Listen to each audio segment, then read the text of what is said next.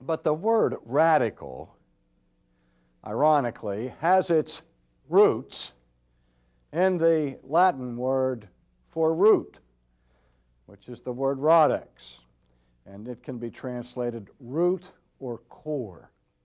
And the idea of the term radical is something that permeates to the core of a thing. It's not something that is tangential or superficial, namely lying on the surface, but it penetrates into the core of the thing. In a recent poll done of professing evangelicals, the overwhelming majority of people who answered particular questions in this poll indicated that they agreed with the statement that man is basically good. Now, usually that phrase, basically good, means that the basis or the essence of humanity or the core of a person is good. And though we recognize that no one's perfect and all are sinners and that we all are marred and blemished by various imperfections, the problem with sin in the idea that man is basically good is that sin then is seen as accidental or peripheral to human nature.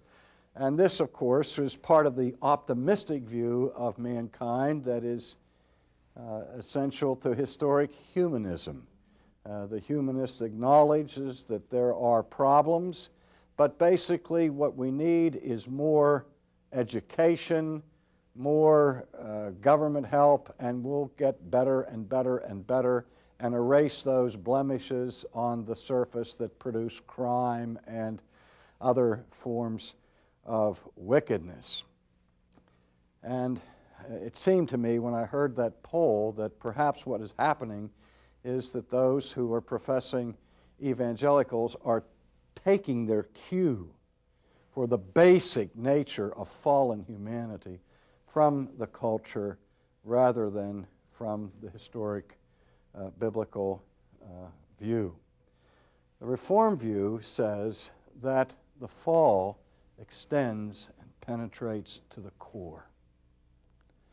The word that is used for core actually is a translation from the Latin word core, which means what? Heart. That is, the idea is that our sin is something that comes from our hearts. And in biblical terms, that means from the core or very center of our existence. And so what is required for us to be conformed to the image of Christ is not simply some small adjustments or behavioral modifications, but nothing less than renovation from the inside, nothing less than regeneration, being made over again, being quickened by the power of the Spirit. And so we see that the only way in which a person can escape this radical situation is when the Holy Spirit changes the core, changes the heart. And even that change does not instantly vanquish sin. The complete elimination of sin awaits our glorification in heaven.